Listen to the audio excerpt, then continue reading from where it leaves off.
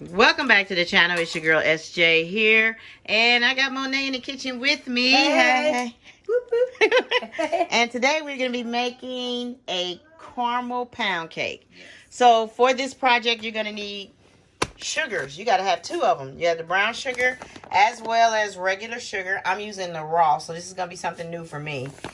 And you're going to need butter that needs to be at room temperature. You're going to need some cake flour. Cake flour, not cake mix, you guys. Of course, you need some salt to offset the balance of the sugar, as well as baking powder for rising. And then we got some other ingredients we're going to need for that, such as the pecans, eggs, and I'm going to be using almond milk. These other ingredients we'll go over when it's time to make the topping. All right, you guys, we're going to get started. The thing you want to do is get room temperature butter.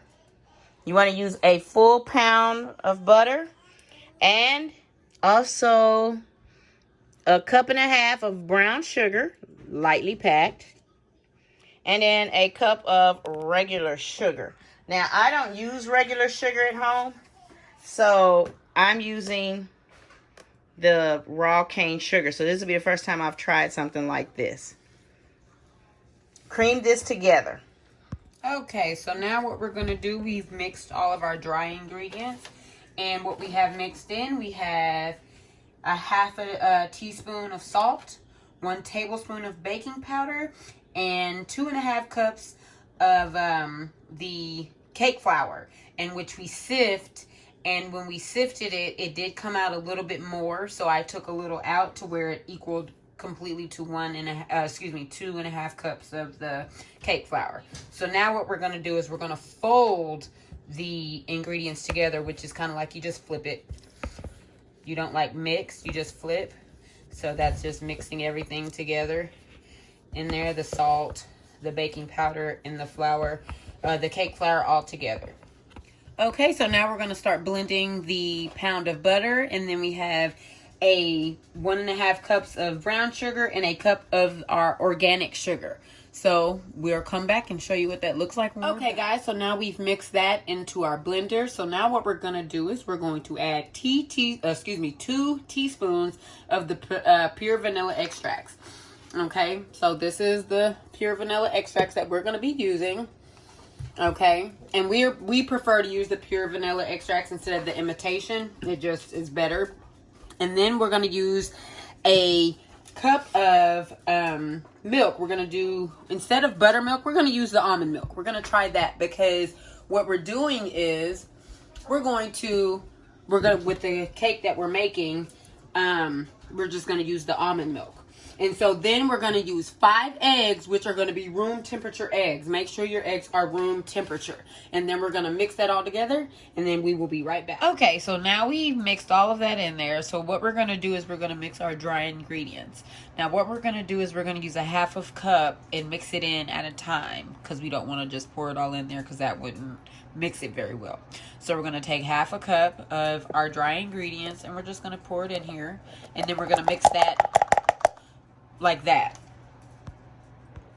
All right, so we're putting that on top, and we're gonna hit mix, and it's gonna mix it for 1 minute. So okay,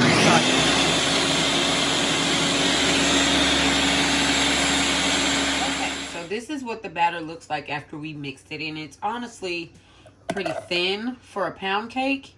So what we're gonna do is we're gonna add either 1/4 to 1/2 cup of the cake flour, just to kind of thicken it up. All right, so now that I've got it mixed up, added 1 cup of flour, this is what we have. Now, normally you would put this in a angel food pan because of the height and the width. This is what I end up having to put it in. This is a lot smaller than my bundt pan, but I didn't want the bundt top on it. So that's why we had to put it in this. And it's pretty full. So we're going to go ahead and cook this for about 45 to 50 minutes on a 350 preheated oven. And then we'll see how this came out. And then we'll get started on doing the topping. Cooking. The cake comes out. And now it's time to flip it. Now I did do the toothpick test. So you definitely want to do that. Because at first I was like, this isn't done. But with the toothpick test, yep, it is.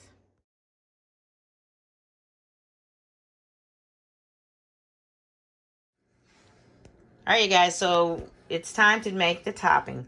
You want to make the topping after the cake cools, because as you know, caramel does get hard, and we're going to do something different with our caramel. What are we going to do different? Instead of using whipping cream, heavy whipping cream, we're going to try a little bit of eggnog. It's the holiday time. Why not be festive? All right, so I'm going to need a stick of butter. You're going to melt it. You're going to add about a half a cup of Karo light syrup, a cup of brown sugar, and you're supposed to do a cup of pecans, but because I couldn't find the bigger ones, I got the smaller ones, and I'm not a fan of a mouthful of nuts. So I'm probably going to use about a quarter of a cup or half a cup. And then instead of the heavy whipping cream, as you see, I'm going to use eggnog. So you want to start with boiling your butter. And then you'll add the sugar and the Karo syrup. And you won't stir it until after it starts to boil.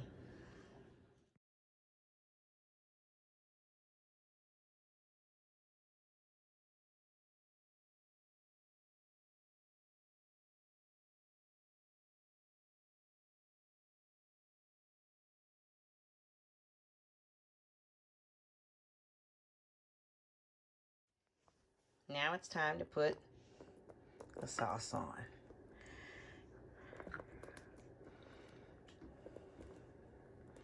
I did not want it super thick.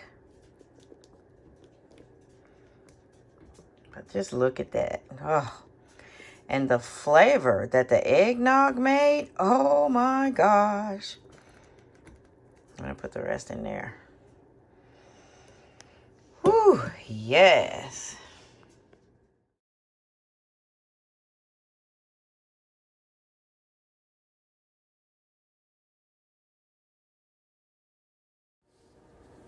There you have it. It's the caramel bundt cake. Thanks for watching.